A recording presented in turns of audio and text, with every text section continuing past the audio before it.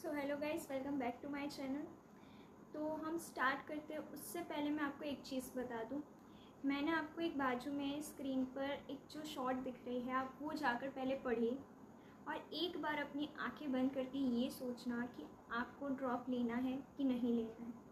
Please, ये dropper के लिए है, एक बार सोच लेना। अब स्टार्ट करते हैं।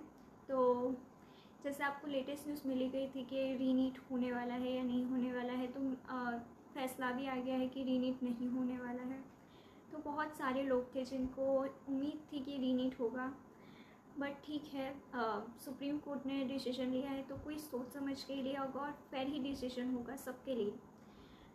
तो आगे चलते हैं। अब उससे वो पीरियड से आगे निकलना बहुत ज़रूरी है, क्योंकि अब आपके सामने मई आ जाएगा बहुत जल्दी। 6 महीने ही है, क्योंकि अगस्त तो आ ही चुका है और अब तो फेस्टिवल्स भी स्टार्ट हो जाएंगे। तो आधे लोग फेस्टिवल सेलिब्रेट करने में इतने बिजी हो जाएंगे कि वो पढ़ना भूल जाएंगे। इसलिए मैं ये वीडियो अगस्त के स्टार्टिंग में बना रही हूँ, तो इससे आपको ये याद रहे कि आपको अपना ड्रीम भी ख़त्म पूरा करना है। इसके लिए आपको एक साल फेस्टिवल अगर आप थोड़ा थोड़ा, मतलब मैं नहीं कह रही हूँ मत सेलिब्रेट करो, बट आपको थोड़ा कंट्रोल में सेलिब्रेट करना होगा।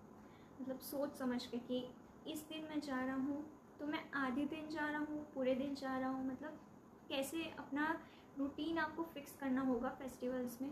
मैं उसके लिए भी वीडियो प्रोवाइड करूँगी एक अलग से, बट इसमें तो मैं आपको ये बता रही हूँ कि अब अगस्त से आपको अप्रैल तक क्या करना है। तो मैंने सेल्फ़ स्टडी के लिए भी वीडियो बनाई है। तो आप जो लोग सेल्फ़ स्टडी कर रहे हैं उनके लिए ये अलग से वीडियो है, तो आप वो जाकर आप देखिए मेरी चैनल पे।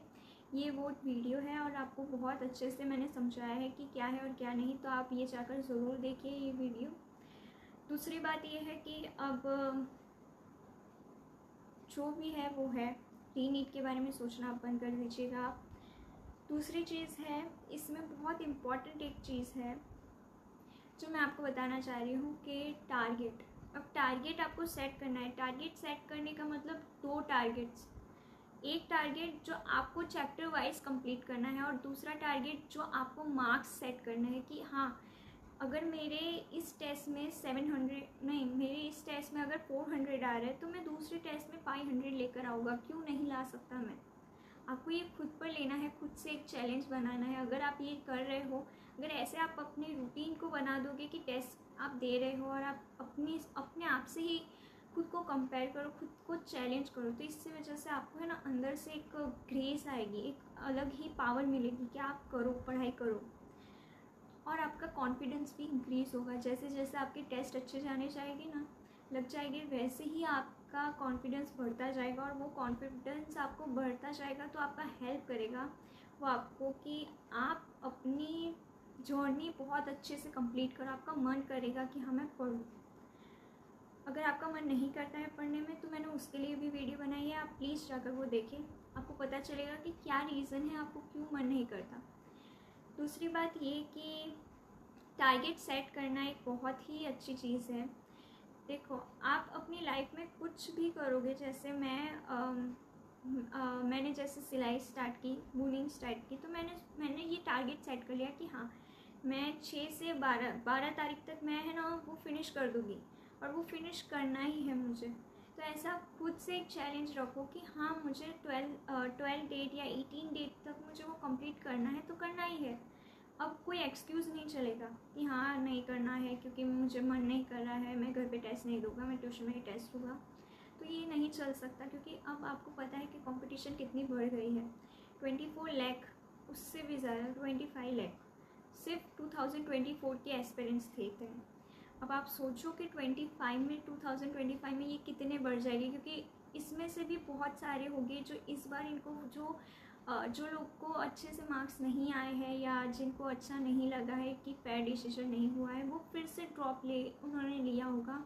और शायद 70,000 to 80,000 तो लोग यही होंगे जो ड्रॉप लेने वाले होंगे इसमें से, और प्लस फ्रेशर्स होंगे वो अलग और दूसरे ड्रॉपर्स होंगे वो अलग, तो कितने ज़्यादा बढ़ जाएंगे। मतलब आप सोच सकते हो अप्रॉक्सीमेटली ये 26 लाख तक चला जाएगा ये नंबर 2025 के एस्पिरेंट्स में।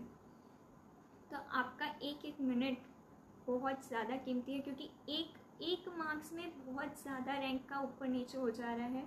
आपको भी पता है, आपने बहुत ध्यान से इस बार सारा चेक किया होगा, क्योंकि इस नीट के स्कैम में बहुत कुछ पता चला था और सब ने उस पर ध्यान दिया था कि मार्क्स के ऊपर। तो आपने मार्क्स के रैंक के ऊपर बहुत अच्छे से ध्यान दिया होगा, तो आपको पता होगा कि कितना डिफरेंस आ जा रहा है एक मार्क्स बढ़ने से और एक मार्क्स कम होने से। तो ये उन लोगों को पता होगा जिन्होंने मार्क्स उनके इतने ज़्यादा आए थे और एक एक पॉइंट की वजह से वो पीछे रह गए, उनकी ड्रीम कॉलेज को हासिल नहीं कर पाए। तो ये आप खुद नहीं उनमें शामिल होना चाहते तो प्लीज़ आप पढ़ें। फेस्टिवल्स तो आते रहेंगे जाते रहेंगे, अगर आपने इस बार सेलिब्रेट नहीं किए तो कोई बात नहीं, दूसरी बार हो जाएगा। मैं ये नहीं कह रही कि आप मत सेलिब्रेट करो, बट आप अपना उसमें से थोड़ा टाइम इन्वेस्ट करके अपने पढ़ाई में लगा सकते हो। जैसे राखी आएगी तो राखी में आपको क्या करना है, पूरे दिन तो राखी कोई सेलिब्रेट नहीं करता कि अच्छा चलो 1 घंटे मैंने इसको बांधी, 1 घंटे ये भैया को बांधी, दूसरे घंटे मैंने उनको बांधी। ऐसा तो नहीं करते आप, एक ही घंटे में पूरा ख़त्म हो जाता है फेस्टिवल, मिनिमम उतना ही होता है, मैक्सिमम शायद आप 2 घंटे भी ले लो। हाँ, फिर ये भी आप पूरे दिन तो वेस्ट नहीं करोगे, मतलब पूरे दिन तो आप सेलिब्रेट नहीं करते होगे, मे बी आप सुबह से शायद दोपहर तक करो, फिर दोपहर से आप शाम तक पढ़ो, उतना तो आप कर ही सकते हो अपने नीट के लिए। आप जिस रेस में उतरे हो उसके लिए इतनी तो आप एफर्ट्स लगा ही सकते हो। और अगर आपको लगता है कि नहीं पढ़ पाएंगे तो आप उस दिन सम लेकर बैठ जाओ, फिज़िक्स के आपको जितने सम आपको करने वो सम करके लेकर बैठ जाओ, वो कंप्लीट करो, उनके सामने बैठकर बातें करते करते कंप्लीट करो। पर आपको टारगेट रखना है कि इतने कंप्लीट हो ही जाने चाहिए, ये नहीं कि आप एक कंप्लीट कर रहे हो और पूरा 4 घंटे ले रहे हो, ये नहीं चलेगा। तो आप ये भी कर सकते हो, जैसे अब गणेश चतुर्थी आएगी तो उसमें क्या कर सकते हो आप, उसमें भी यही करना है, शाम को आरती होती है, सुबह आरती होती है, दोपहर तो फ्री होती है, तो आप दोपहर में पढ़ सकते हो, आप पूरा टाइम दे सकते हो अपनी सेल्फ स्टडी को, खुद से प्रैक्टिस करने को, मॉक टेस्ट देने में। बहुत सारे आप अगर आप चाहो ना तो कोई कहीं से भी टाइम निकाल सकता है, बट अगर आप नहीं चाहते, खुद से ही अंदर से ही नहीं चाहोगे ना, तो कहीं से भी आपको टाइम नहीं मिलेगा, आपको लगेगा कि पूरा दिन बीत जा रहा है। जैसे अब नवरात्रि आएगी तो नवरात्रि में आधे लोग जाएंगे घूमने फिरने और आधे लोग पढ़ाई करेंगे घर पे बैठकर। तो डिफरेंस है कि कौन पढ़ना चाह रहा है और कौन नहीं पढ़ना चाह रहा। तो आपको भी ये डिफरेंस क्रिएट करना होगा दूसरों के साथ कि हाँ मैं पढ़ना चाहता हूँ, एक साल में दे सकता हूँ। मतलब देखो आपके पेरेंट्स भी क्या चाहते हैं कि कोई ये नहीं कह रहा है कि आपके मार्क्स क्यों नहीं आ रहे, वो भी यही चाहते हैं कि आप अपने फुल मेहनत से अपना एफर्ट्स दो, उसको आप पूरा एफर्ट्स लगाओ। अगर फिर भी आपके मार्क्स नहीं आते हैं तो दूसरी बात है, बट आप अगर मेहनत ही नहीं करोगे और खुद को यही मान के बैठ जाओगे कि मैं तो एवरेज थी या एवरेज था और ये तो मेरे लिए है ही नहीं, ये कंपटीशन इतने सारे लोग हैं कैसे मेरा आ जाएगा, तो ये सोचना बहुत ही गलत है। आप एक बार एफर्ट्स तो लगा के देखो, क्या से क्या नहीं हो सकता है, बहुत कुछ हो सकता है। जैसे आपको एग्ज़ाम्पल बहुत ही एक अच्छा एग्ज़ाम्पल है, मैंने देखा था एक पत्थर था, उसके ऊपर नल था, तो अब पानी उसके ऊपर गिर कर रहा है, तो आप सोच सकते हो कि पानी गिरने से वो पत्थर में होल हो सकता है, कोई नहीं सोच सकता। बट अगर वो ड्रॉप धीरे धीरे एक एक ही गिर रहे थे, बट एक साल उसमें थोड़ा थोड़ा गड्ढा होने लगा वो पत्थर में। तो मतलब थोड़े थोड़े वो, मतलब देखो आप थोड़ा थोड़ा टाइम चुराओगे ना अपने पढ़ाई के लिए, वही थोड़ा थोड़ा टाइम आपको 1 साल के बाद वो रिज़ल्ट देगा, वो वेस्ट नहीं जाएगा। बट आपको पूरी हॉनेस्टी के साथ पढ़ना है, ये नहीं कि मैं बुक खोल के बैठ गया सिर्फ दिखाने के लिए कि हाँ मैं पढ़ रहा हूँ 1 घंटे और फिर मैं घूमने चला गया, ये नहीं कर सकते आप। अगर ये ही करना है आपको तो प्लीज़ अपने पेरेंट्स के पैसे मत वेस्ट कीजिए, ना ही आप इसमें उतरिए। क्योंकि देखो आप खुद सोचो कि क्या करूँगा मैं ये इसमें जाकर, अगर मैं पढ़ना ही नहीं चाहता। ये उनके लिए ही है जो करना चाहते हैं, कुछ करना चाहते हैं, कुछ डिफरेंस क्रिएट करना चाहते हैं अपनी सोसाइटी में। बहुत ज़रूरी है आपको हर कॉम्पिटिटिव एग्ज़ाम में हॉनेस्टी दिखाना। अगर आप खुद के साथ ही हॉनेस्ट नहीं हो तो दूसरों के साथ तो भूल ही जाओगे आप हॉनेस्ट हो, पढ़ाई में तो बिल्कुल भी नहीं। मैं आपको ये इसलिए कह रही हूँ क्योंकि इट्स नेसेसरी कि आप हॉनेस्ट रहो अपने प्लान के साथ, टारगेट के साथ, हर चीज़ के साथ। जितनी हॉनेस्टी आप दिखाओगे उतना पेपर अच्छा जाएगा, उतना ही आपके साथ ही अच्छा होगा। ऐसा नहीं है देखो कि आपने मेहनत की और मार्क्स नहीं आए, मार्क्स आते हैं। एक बहुत ही फेमस गीता का वो श्लोक है जिसका मीनिंग है कि आप कर्म करते जाओ और फल की चिंता मत करो। कृष्ण भगवान ने अर्जुन को कहा था रथ पर बैठे। महाभारत का बहुत ही फेमस एग्जाम्पल है ये कि आप फल की टेंशन मत लो, कर्म करते जाओ। मतलब आप अपना वर्क करते जाओ, भगवान देख रहा है और वो देगा आपको फल उसका। मतलब आप मेहनत करते जाओ, वो ज़रूर आपको कुछ ना कुछ अच्छा ही देगा, कभी वो गलत नहीं करेगा आपके साथ, और ये आपको भी पता है। तो प्लीज़ आप अपनी तरफ से एक बार ट्राई तो करो। अगर आपको फिर भी लगता है कि ये मेरे लिए नहीं है ये कंपटीशन, तो फिर मूव बैक, आप चले जाओ, बैकवर्ड ले लो, बट एक बार ट्राई तो करके देखो।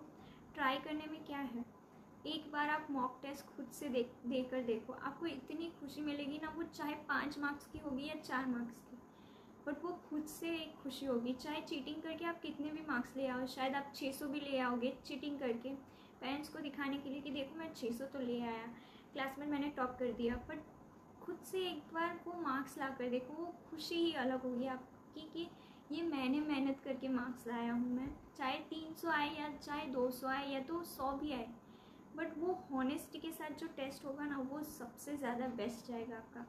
धीरे धीरे वो ज़रूर बढ़ेगी, ऐसा नहीं है कि नहीं बढ़ेगी। आप अपने कॉन्सेप्ट क्लियर करते जाओगे तो वो बढ़ेगी। दूसरी चीज़ है इसमें सबसे इम्पॉर्टेंट रोल प्ले करता है वो है रिविज़न। रिविज़न करना बहुत ज़रूरी है। आपको पूरे दिन में से एक टाइम ऐसा निकालना ही होगा कि मैं उस टाइम पे पढ़ाई करूँ, वो भी रिविज़न के लिए। मतलब देखो आपने पूरा दिन मैंने पढ़ा, जैसे मैंने पढ़ा केमिस्ट्री, तो अब मैं केमिस्ट्री की बुक खोलूँगा और उसे देखूँगा और फिर मैं उसे बंद करके याद करूँगा वो टॉपिक्स को कि हाँ मैंने क्या क्या पढ़ा था क्लास में, कौन से कीवर्ड्स थे, वो मैं एक नोटबुक में लिख लूँगा कि कौन से कीवर्ड्स थे और कौन सी चीज़ मैं भूल रहा हूँ वो उसके मैं बाजू में लिख लूँगा। तो मतलब ये आप एक एक दिन जो जो रिवाइज़ करते जाओगे ना, तो आपका पीछे वाला जितना पुराना होता जाएगा ना, वो सब आपको याद ज़्यादा रहने लगेगा। मतलब आपको जो 10 मिनट लग रहे थे अभी, वो आपको 1 मिनट भी नहीं लगेगी। आपको ये हो जाएगा कि हाँ मुझे याद ही है बहुत अच्छे से। तो रिवीजन बहुत ही ग्रेट इम्पैक्ट करता है आपके नीट एग्ज़ाम में, जो बहुत ही ज़रूरी है। क्या नीट क्या, ये तो सारे कॉम्पिटिटिव एग्ज़ाम में बहुत ही ज़रूरी है आपको रिवीजन करना। रिवीजन के बिना कुछ नहीं हो सकता, ना बोर्ड में आप टॉप कर सकते हो, ना कॉम्पिटिटिव एग्ज़ाम में, ना ही कोई दूसरी चीज़ में। रिवीजन करोगे तो आपको ही हेल्प रहेगी। देखो रिवीजन का मतलब आप एक एग्ज़ाम्पल भी ले सकते हो, जैसे रिवीजन में आप अपने डेली एग्ज़ाम्पल ले सकते हो। आप रिवीजन में आप ब्रश करते हो, रोज़ ब्रश करते हो, क्यों? आपको पता है कि ब्रश करना है, आपको रिवीजन कराया है ये कि हाँ मुझे ब्रश करना है, डेली ब्रश करना है। मम्मा ने मुझे बताया था छोटी थी तब कि हाँ मुझे ब्रश करना है। तो आपके फिट है आपके दिमाग में, तो एक बार वो फिट हो जाएगी ना चीज़ कि हाँ मुझे 1 घंटे रिवीजन करना ही है, तो वो आपको हिट करेगा कि ओ शिट मैंने आज पढ़ाई नहीं किया, आज मैंने रिवीजन नहीं किया। तो आपको खुद, जब तक आपको अंदर से नहीं आएगा ना कि हाँ मैं सो गया हूँ और अंदर क्लिक होगा कि हाँ मैंने आज रिवीजन नहीं किया है, तो उठकर अभी मैं रिवीजन करने जाऊँगा, तब तक कुछ नहीं हो सकता। तब तक मेरा ज्ञान आपको कुछ काम नहीं आएगा, तब तक ना ही किसी और का कोई ज्ञान आएगा आपको उस काम में। तो ये आपके ऊपर है, आपके ऊपर डिपेंड करता है। मैं तो देखो आपको मोटिवेशन दे सकती हूँ, बट आपको क्या करना है ये आप खुद सोचिए। एक बार अपनी आंखें बंद कीजिए, टेक अ डीप ब्रेथ, और एक बार 1 मिनट ये वीडियो पॉज करके आप सोचिए कि आपने ये कंपटीशन में उतरने के लिए आपने क्या कौन सी चीज़ सेक्रीफाइस की थी, कौन सी चीज़ आप सेक्रीफाइस करने वाले थे इसके लिए कि आप अपना MBBS क्लियर कर सको। अगर आपको इससे भी मोटिवेशन नहीं मिल रही है, तो सबसे बड़ी मोटिवेशन तो आपके मम्मी पापा है, जो आपके लिए आपकी 1-1 लाख फीस भरने के लिए, ट्यूशन कोचिंग की फ़ीस भरने के लिए इतनी मेहनत करते हैं, और आप वहाँ जाकर सारे पैसे उड़ा देते हो जस्ट बिकॉज आपको पढ़ना नहीं है। तो उनको कह ही दो कि नहीं पढ़ना है, उनकी पैसे क्यों बर्बाद कर रहे हो? अगर आपको पढ़ना है तो प्लीज़ टेक इट सीरियस, आप पढ़ो, सीरियसली पढ़ो, हवा में मत पढ़ो प्लीज़। आपको पढ़ना बहुत ही ज़रूरी है। अगर आप अगर अंदर से फील नहीं करोगे ना, अंदर की आवाज़ नहीं बोलेगी ना, तब तक आपको कुछ भी असर नहीं आएगा। एक दिन के लिए आप पढ़ने बैठ जाओगे, दूसरे दिन वही चीज़ होगी जो रेगुलरली होती थी कि नहीं पढ़ना है। एक बार गलत आदत आ जाती है ना, तो फिर आपको अच्छी आदत लाने में बहुत देर लगती है। तो अच्छी आदत आप धीरे धीरे ला सकते हो, बट ये आपके ऊपर है कि आपको लानी है कि नहीं। मैं तो आपको बता सकती हूँ, आगे आपकी मर्ज़ी है। पर एक बार अपने पेरेंट्स के बारे में ज़रूर सोचना, उनके सेक्रीफाइस को क्यों आपको उतारते हैं इस कंपटीशन में, कितनी उम्मीद के साथ। चाहे आप मार्क्स नहीं भी लाओगे ना उस दिन, कोई कुछ नहीं कहेगा आपको, कुछ भी नहीं, बट फिर भी उनके लिए ये, आप उनके लिए कुछ तो कर ही सकते हो। एक सिर्फ पढ़ना ही तो है, और अब तो सिलेबस भी इतना रिड्यूस हो चुका है कि आप अपनी पढ़ाई बहुत अच्छे से कर सकते हो। और आपको अगर ये लगता है कि मैं टारगेट्स नहीं सेट कर पा रहा हूँ दीदी, तो मैं आपको सेट करके दूँगी टारगेट्स, आपको मैं प्रोवाइड करूँगी। आप कमेंट बॉक्स में लिख कर तो दीजिए, मैं आपको डेली टारगेट्स प्रोवाइड करूँगी, आपको चैप्टर के ओवरव्यू दूँगी, सारी चीज़ें आपको दूँगी। बट आपको एक बार भूलना होगा, क्लास में भी आपको यही है। अगर आप कोचिंग क्लास में जा रहे हो तो आपको वहाँ पर देखो 100 की भीड़ होगी, और 100 की भीड़ में जो टॉपर्स होंगे वो आगे बैठते होंगे, उनको जो डाउट होगा वो सर क्लियर करते ही होंगे। बट अगर आप जो एवरेज है वो बीच में या पीछे बैठते होंगे, तो वो उनकी डाउट भी होगा तो भी वो आवाज़ नहीं ऊँची करेगी कि शायद सब हंसेंगे। तो ये सारी चीज़ें आपको निकालनी होगी। अगर आप कॉम्पिटिटिव एग्ज़ाम में है तो आपको कॉम्पिटिटिव एग्ज़ाम में एक एक टॉपिक क्लियर करना बहुत ही ज़रूरी है। अगर एक टॉपिक में भी आप नहीं क्लियर हो तो वो आपको बहुत ज़्यादा, जो 11th के टॉपिक्स है वही 12th में है। तो अगर आपको 11th ही नहीं समझ में आएगा तो 12th तो आपको पता नहीं समझ में आएगा ही नहीं कि आएगा ही नहीं। तो इसलिए मैं आपको बता रही हूँ, टॉपिक क्लियर करना बहुत ही ज़रूरी है। और ये आप बिल्कुल शाइनेस वाली चीज़ तो बिल्कुल भूल ही जाइए, क्योंकि कॉम्पिटिटिव एग्ज़ाम में ये सब नहीं चलता है। आपको अपने डाउट्स को फुल्ली क्लियर करने होंगे। और आपको अगर ये लगता है कि कोई क्लियर नहीं कर रहा है हमारे डाउट, तो मुझे बताइए, आप कमेंट सेक्शन में लिखिए, मैं आपको डाउट्स क्लियर करके दूँगी। आपके हर पूरी चीज़ मैं आपको हेल्प करूँगी पूरी तरह से। तो थैंक यू।